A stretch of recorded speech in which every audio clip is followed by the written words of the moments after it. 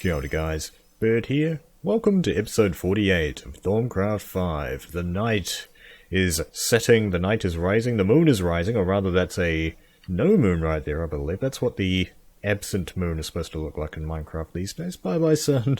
So we're here starting at night because I was reading the comments of the last video and it turns out that I made a mistake with the angry ghost faceplate. I was under the impression that when you go ahead and attack mobs with a sword, you'll give them a withering effect, but that turns out to not be the case. I don't think it'll work on a creeper. I want to go ahead and try and demonstrate this properly. Basically, when mobs attack you, they have a chance to get withered. So, I don't think that guy got withered. Apparently, I did get attacked in the last video, and you could see it, but we just need to get it on camera properly here, so let's try with the spider, bro. There we go. So he gets a potion effect and he starts getting hurt. That spider is now withered, but he didn't get withered for very long at all. He got withered again. So we're kind of 2 for 3 there as far as hits go. So it's a fairly good chance, but it doesn't seem like the wither effect lasts very long, and definitely not enough to actually kill these guys. What about you? Oh, there we go. So what are we aware about? It seems to be about 50-50 probably. So, is this one all that useful? Because when it comes to combat, you don't really want things to hit you. Maybe if you're dealing with extremely large numbers of guys, then maybe, yeah, okay, this wither effect might be useful. And obviously it's not going to work with the creeper, but it is going to give me a bunch of free sand. Alright, let's go ahead and head back to the base here. Let's go ahead and fly on over. There we go. I put down a bunch of these lamps on our Wizard Island here, and that's all lit up now. Mob proof. Ah! Suck on that one, creepers. Now let's go down here and try and load the chunks. Let's go ahead and slip the night away. We've got a fairly interesting episode here lined up for today. We don't have, or rather I haven't really covered this mechanic of Minecraft or Thaumcraft all that much actually. We're going to be talking about nodes. Nodes, yes, we haven't really talked about nodes very much in Thaumcraft at all. In fact, it's been so long since we talked about nodes. Let's go ahead and give ourselves a recap here of basic information, which we, by the way, we've got 100% there, that's cool. So we want to read this. Ore is in magic. No, ore is in nodes. Magic is everywhere. Yes. So let's read this one. The aura is a field of magical energy prevalent throughout the world. Its origin is unclear. Some believe it is the accumulated life force of living beings, while others believe it to be merely another type of energy seeping in from some other place. The last theory seems to be most likely, as the aura is often found surrounding a node of concentrated mystical energy known as an aura node. The aura has varying levels of energy for each primal, and for example, auras near water often have more aqua, while those in a desert would have more ignis. The aura varies from chunk to chunk based on this. If the aura in an area becomes depleted, then aura will flow in from neighbouring areas that have higher energy values. The levels will never quite equalize, as the aura acts more like an ocean of thick glue than water. The aura can also become tainted and gain the Withered or flux aspect. Flux is thicker and tends to gather more in discrete areas before flowing to neighbouring chunks. Auras that fall too far below their base levels can also generate flux. If too much flux gathers in an area, it can lead to taint. For more information on taint, see the relevant taint section in your Thaumonomicon. Aura nodes act like a doorway to some other mystical realm, through which magical energy seeps. Each node is usually tuned to a primal aspect, but rarely a node may be tuned into a compound aspect. I do know of a couple of compound aspects around that would be fairly cool to mess around with eventually. Nodes cannot be tapped directly, but do slowly replenish the aura around them. Generally, the rate of replenishment seems to vary with the phases of the moon, with the full moon having the highest rates. I don't actually, okay, I didn't think about that. Apparently that's a mechanic, that's pretty cool. The size of the node is also directly related to how quickly it will replenish the aura. Aura nodes are virtually impossible to see with the naked eye. Often the only way to determine their presence is to look for elevated aura levels in a localized area. Another tip would be to actually look around at night, because aura nodes do emit light, so if you're traveling around at night and you see just this mysterious light source, that's probably an aura node. Nearby nodes often attract each other and will move closer together. When they get close enough, they will merge with varying results, but usually resulting in a larger node, containing features of one or both of the original nodes. There are many different kinds of nodes to be found, but as yet, you know very little about them. Well, actually, because I've done a little bit of researching here, we do know some stuff about nodes. The way that you get these pages is when you're looking around in the world with your goggles of revealing. If you get close enough to a node, it'll, it's got that text that says normal or sinister and hungry here, and then you get your thermometer out. You scan standard because it's got the golden question marks, and that's how you get these pages here when you scan different types of nodes. So the first one here, sinister nodes. These nodes operate best in darkness and when the moon is waning. Furthermore, the area around such nodes is often quite sinister and dangerous, as if they are tapping into some evil and dangerous mystical realm. Ooh. Hungry nodes, instead of recharging the aura, slowly drain it instead. These nodes seem to increase in size and strength the more aura they consume. Many thaumaturges speculate that what you call a hungry node may merely be a node seen from the other side. But if that was true, then normal nodes would also grow in size, and hungry nodes would be far more common. Fortunately, they're not. That's kind of a confusing sentence. I think that's all of this is just to say the hungry nodes aren't too common, I think. Okay.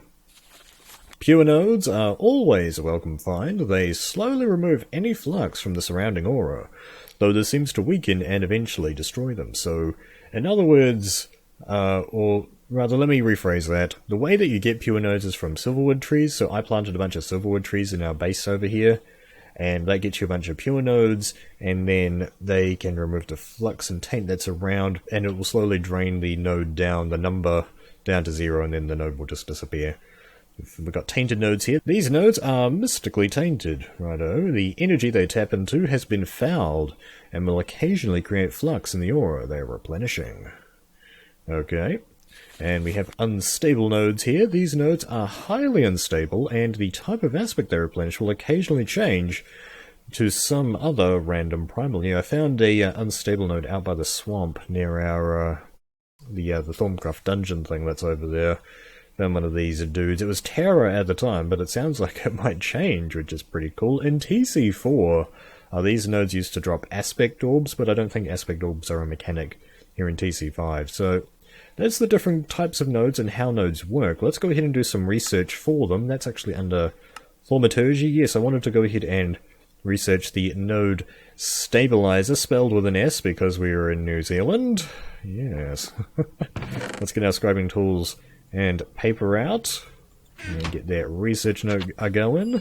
There we go. So what colour is that? It's can't really tell what the colour is, actually. I'm not sure what that is. Let's go ahead and take a look at it. Aurum, oh, Winculum. Okay, yeah, that makes sense. I've never seen that colour. So we've got Winculum, Machina, Motus, and Aurum. Let's go ahead and get started. Okay, I think what I'm going to do over here is go Perditio. So I can link those guys across like that. I guess we're going to have to go Instrumentum here. I don't actually remember the recipe for Instrumentum. I think we'll go Potentia right here. So Potentia was Engis in Ordo, like so. And what I'm hoping to be able to do is something like Engis right here. It's probably not going to link properly though. I'm going to need to find some way to link across there. So either find something or link up across like this. This is going to be a tricky one, guys, actually. There we go, we've got some Instrumentum down. We're already using Potentia, so we'll just have to go with the base Metallum there. So put another one of those fellows down. There we go. How are we going to link across here? This is going to be kind of insane. I think what we're going to have to do is something like Aqua here. Yeah, I'm thinking we'll go Aqua, so let's put Aqua here. And then because we can use Perditio and Aqua to link together to create Motus, like so. And then those two will link together to create Life. So, not aqua, let's do terra. There we go. Is there anything that connects to Withered that I could use here, potentially? Let's see if I go Spiritus, Sensus, Aya. That will definitely work for that. How would I get across here, though, is the thing. Maybe I could go Ordo right here, I don't know. There we go, there's some Spiritus, so that's that hooked up. How am I going to get this across? I'm going to have to look, I'm going to have to find hopefully some interesting aspect that I don't normally use here. Gerlum, Cognitio, hold on. Cognitio might be able to save us here, actually. Engis Cognitio, let's just double check that connects to Spiritus. Yes! We have it! We have it! Let's see, so we need some Engis right there. And what was Cognitio? That was just... Okay, that is Engis and Spiritus, so... Let's make some life and death. There we go. A lot of life and death in this episode. Spiritus always seems to be the one that saves the day, doesn't it? Because it's such a versatile aspect. There we go. So, as usual, I didn't think I was going to be able to do it, but as usual, we pulled through. So there we go. That is the discovery for the node stabilizer, keeping things in line. I wonder what this is going to be all about. I'm kind of excited to read this. This is an entirely new mechanic of Thaumcraft that we haven't even begun to talk about. What the heck? We've got something new over here. Node attraction. It works with magics. Magnets. With magic and magnets, probably. So let's read about the stabilizer first. Aura nodes have a tendency to move around and merge just when you don't want it. This device solves that problem. Simply place it below a node and it will become trapped in a mystical bubble and held in place. The node will not be attracted to other nodes, nor will other nodes be attracted to it. So there it is, the node stabilizer. The recipe: you need some Nitor there as well as arcane stone brick, 2 blocks of quartz, a piston and a gold ingot. So that is quite expensive there, guys, as far as those stuff goes. Like the blocks of quartz, holy crap. I think I've got a reasonable amount of quartz lying around, so I guess that's not too bad. And the aspect usage isn't actually too bad, or the V, rather. I started calling it V, because that's what Azanor called it in his teaser video. Alright, so this one... Okay, that needs a research note as well. I see. Shall I go ahead and grab this as well? Not too sure. I was expecting a little bit more to do with the node stabilizer here because, at least in TC4, they had different kinds of node stabilization. You could energize nodes, and there are advanced node stabilizers. It seems like it's been dumbed down a little bit, unless there's more research hiding over here. So I think I'm going to go ahead and grab this forbidden research over here. I've got my scribing tools and paper already. So let's get this dude and do this research here as well. It works with magnets. Yes, indeed it does. Oh my days. This is another crazy one. I don't know about this one. So we've actually got 3 of the same aspects here. We should be able to go pad detail fairly quickly here. So let's see if we can get this one going. I'm going to start with a Potentia down there.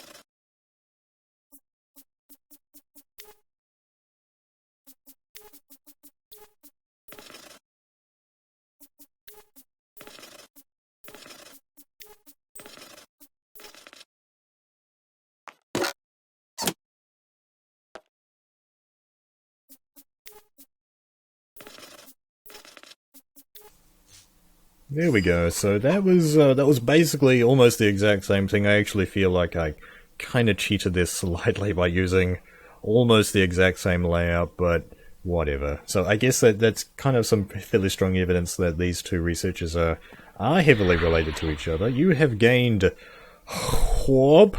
That is not very good, guys. Oh boy. So let's go ahead and read about the node attraction, whatever this thing is. Oh my goodness, this looks expensive.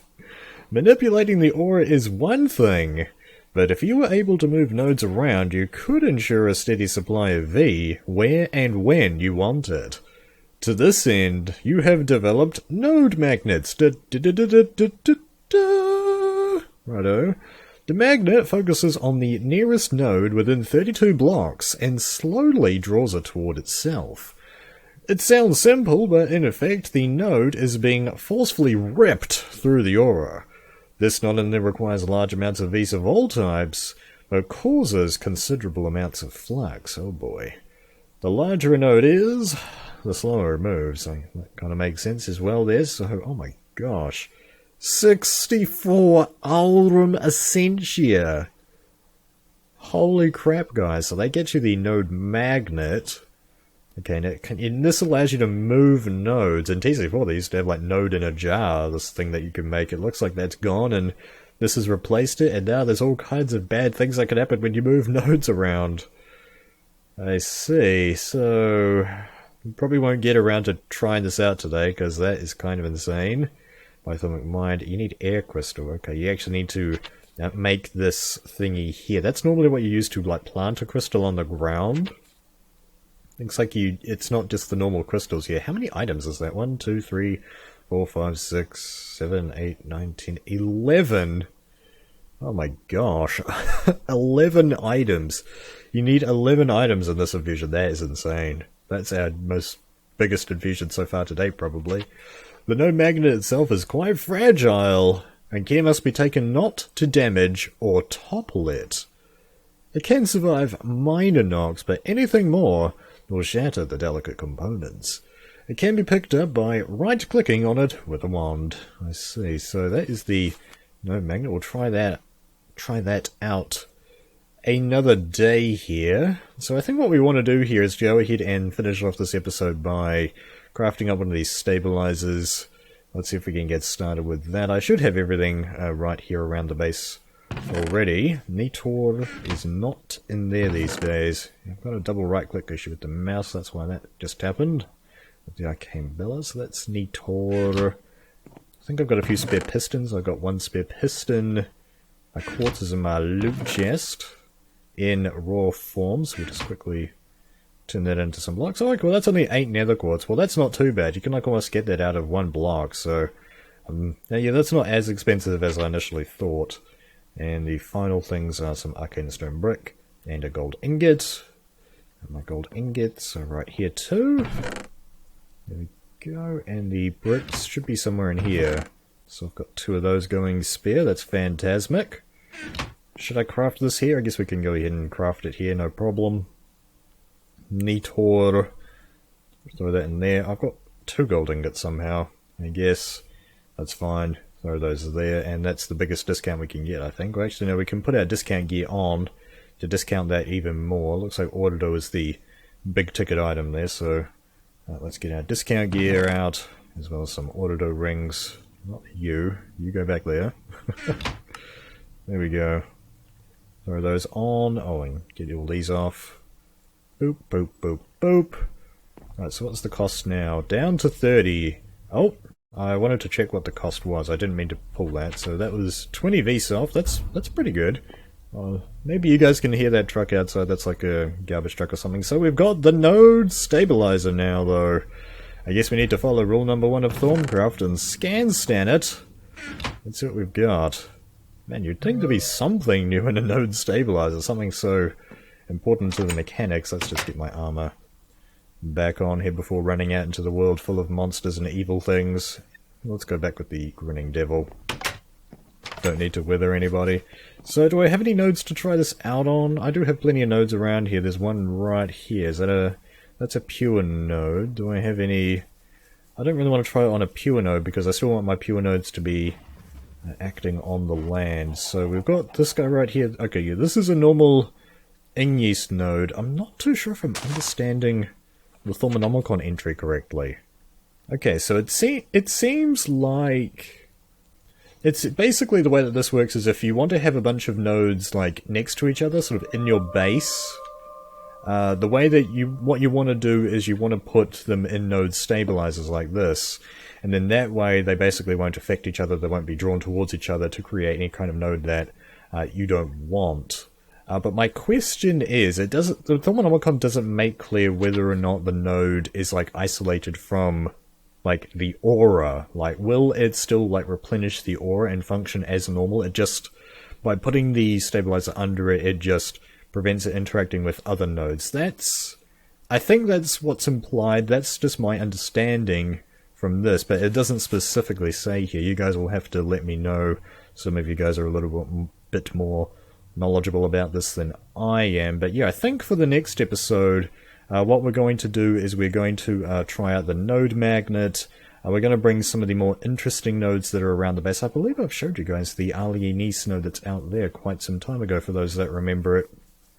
And there are a couple other interesting compound nodes around that I like to mess around with as well. So yeah, so that's the node stabilizer. Let's go ahead and finish off the episode with the focus corner. Alright folks, welcome back to another installment of the Focus Corner. We have a interesting guest in tonight's episode. Okay, so what I want to get started with today is another one of the basic foci. I don't have my Thaumcraft on me, because what I was thinking was, now we basically have two of the one foci sort of done and done. We have the fire focus and we have the shock focus here, so I was thinking we want to do another one of these basic foci, and I've decided to start with the excavation focus here next. So let's actually get that out of my focus pouch. I haven't actually looked at what kind of upgrades you can put on an excavation focus yet, so this will be a new experience for us both here. Looks like we've got the standard frugal potency, but there appears to be a new one here, treasure. This upgrade acts like the fortune or looting enchantments. It increases the chance of getting more or better loot. Okay, so this really kind of supports the idea that you can use your focus as like a mining implement. Okay. I think I want to go ahead and pop that on there. Holy crap at the expensiveness though. Oh my gosh, do I really want to do that so close to my base? I'm a little bit worried about that. I think we might just do a quick cut here in the middle of a focus corner for the first time ever and go into the desert. Well, now we're basically in the middle of nowhere. Oh, of course, there's another one of those guys right there. We've got another guest for today's episode. 2 guests. Yeah, let's go ahead and drop that on there. Hopefully that's going to fill in fairly quick. That should be fairly nice. It seems to start off at going 5 aura per countdown, but then it goes down to a 4 for some reason. I'm not sure if that's because it uses up all of the aura in the chunk or what. I'd be willing to bet that something like that is going on. So we've got level 1 here being treasure. The next level is enlarge.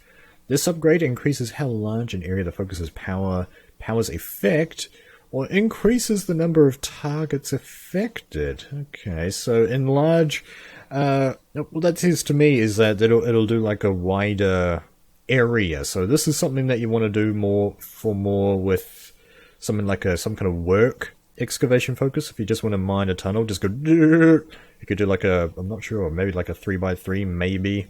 I'm not too sure about that. I'm probably not going to do that for this one, seeing as I've got treasure on here now. I just want to make like a fortune excavation focus. So what are we going to do for potency here? That just reduces the cost, and that just makes you mine faster by the sound of it. So let's get the mining faster ability on there, and then I will check out what level 3 is.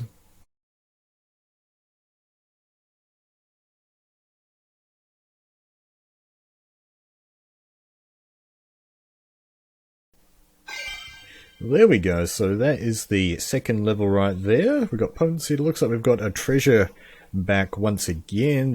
Another level here, dowsing. This upgrade gives the excavation focus, so this is specific for this focus, a small chance to mine native clusters instead of normal ones.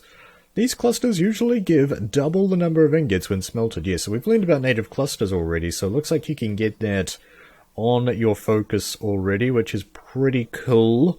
I do have the sounding 4 ability on super duper mega floopy here. Normally what I do is any things that don't get turned into native clusters, I just put them down in a line and just blitz through, and then I'm left with a couple of blocks and I do it again, and that normally sorts that out. So I know that that's kind of a cheaty way to do it. What you're supposed to do is do a little process. Where is that? That's under alchemy.